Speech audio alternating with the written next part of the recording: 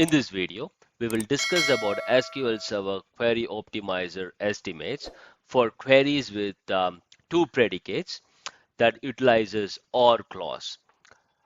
I'll be using AdventureWorks DW database for this particular demo. I'm going to create a table called table1 underscore temp. It gets its data from a table called table1. Once this is created, what I'm going to do is I'm going to execute this particular query, which basically selects the count of rows from table1 underscore temp, and the predicate is column2 is equal to Ramesh, and then I use a OR clause where column3 is equal to 439. So let's execute this particular query, and then let's look at the execution plan. And if you look at the execution plan, we have an table scan happening on table1 underscore temp. Let's hover the mouse on that. And then what we are able to see is like the estimated number of rows. The estimate here is like close to 375.8. So what we'll do is we will calculate, we will check like how did we get this estimate. So now what I'm going to do is let's look at it one more time. The estimate is 375.8. So now what I'm going to do is I'm going to run this query to get a list of statistics on table1 underscore temp. So we just created this table and then executed this query. As soon as we executed the query, the optimizer basically created two auto-created statistics on column 2 and column 3. So what we'll do is we will plug this statistics name on the DBCC show statistics command. Before running this and calculating the selectivity value, what we'll do is we will look at the calculation, how we will come to an estimate as far as a query with two predicates is concerned, where we have an OR clause as far as these two predicates are concerned. So the calculation is P0, P1, P2, P3 that are referenced here basically refers to the predicates that are used in the query.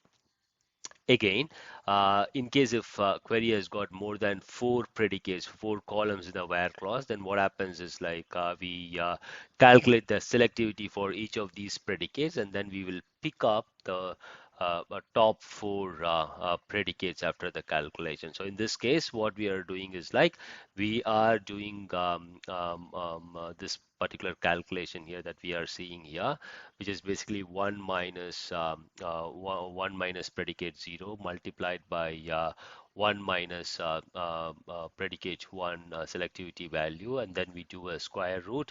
Same way we do it the same thing for predicate 2, and in this case we do a root of 4, and for the final predicate we do a root of 8, and we just multiply that once we have an 1 minus selectivity value for predicate 3. So now in this case, what we can do is we are rewriting this into this one, where we are changing the square root to power of 0.5, and same way for root of 4 to 0.25. So this is the calculation that we are doing, and once we have this calculation, we will multiply the resultant value with the number of rows on that particular query.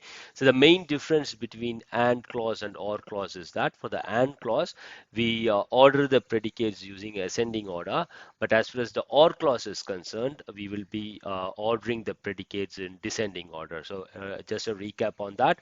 For multiple predicates on the query where you have an AND clause, what you do is you um, order the selectivity value of each of the predicates in ascending order as far as AND clause is concerned. But when you have predicates using OR clause, what we basically do is the selectivity values of each predicate is basically ordered by the descending order. That's the difference between AND and OR clause is concerned with regards to ordering the selectivity values for each of the predicates. But the formula is basically different for and OR, and for as far as OR is concerned, this is the formula. So now what we'll do is we will execute the DBCC show statistics command for column 2 first, and then let's look at the value. So here in our case, the value in the histogram should be Ramesh. So let's see if we have a direct hit as far as Ramesh is concerned. Going down, what we can see here is like we have a direct hit for value Ramesh in the histogram set. And what we see is that EQ rows is 302. So what I'm going to do is like I'm going to calculate the selectivity value. Selectivity value can be calculated using the number of rows that passes through a table with a given predicate divided by the total number of rows on that particular table. So in our case, what I'm doing is like I'm picking up 302 value and then dividing it by the number of rows that we have, which is 1,18,890. So let's run that and then let's take this value up and paste it here. Let's do the same thing for the next predicate also, which is column 3. So I'm going to run the DBC show statistics, and the value here is column 3 is equal to 439. Let's see if we have a direct hit for 439, but I don't see that. So what I'm seeing here is like value 439 is basically buried between 98 and 99 step. So the value 439 is between 438 and 432. So I'm going to take the average range rows, which is 148. So let me paste it here and then take the number of rows on this particular table and then get the selectivity value.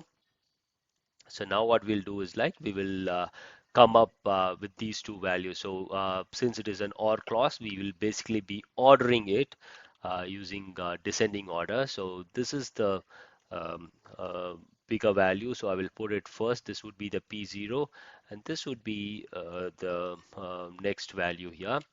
So what I'll do is like I will do the calculation. So if we see here, the calculation is 1 minus 1 minus predicate 0 selectivity value multiplied by 1 minus predicate 2 selectivity value, and we will find a square root of that. So what I'll do now is like I will first pick up this value and then put it here, which is basically my P0, that is predicate 0, and then I will pick up this value, which is your P1, and I will replace it here, and then I will do 1 minus selectivity value, and then I will find a square root for that and then multiply all the values with the number of rows that is present on this particular table, which is table 1 underscore temp. Let's execute it. So I'm getting a value of 375.8. So let me put it here. So now what I'll do is like I will run this query next to this calculation, and then let's look at the estimate value. So if I look at the execution plan, I have a table scan on table 1 underscore temp, and now if I look at it, the estimate value is the estimated number of rows per execution is 375.8. And now if I look at the calculation, it is same as that 375.8. So to check it further, if you see here, it is 375.8, and the value that we are getting is 375.8. So this is the calculation that the query optimizer basically performs when you have a query with two predicates and it utilizes an OR clause. So just a recap.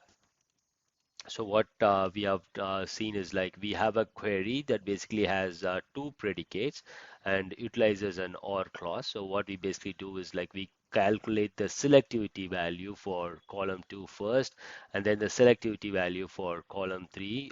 We basically calculated the selectivity value for column 2 and then the selectivity value for column 3. And what we did is like since it is an OR clause, the calculations would be like 1 minus P0 multiplied by 1 minus P1, and we find a square root, and then we will multiply that with 1 minus P2 root of 4 and so on. So what I'm doing here is like I calculated the selectivity value, and then I'm creating a predicate 0 and predicate 1 in as far as OR clause is concerned. When you have more than one predicate, that is when you have two predicates, what we do is like we calculate the selectivity value and then we order the selectivity value in descending order, and then we just perform this particular calculation. And what we were able to see is like after we perform this calculation, we were able to see the same value as what we found as far as the estimate is concerned. And with that, we were able to prove that the optimizer kind of uses this particular calculation to come up with the estimate value. That's it for this video. Thanks for watching. Have a great day. Jai Hind.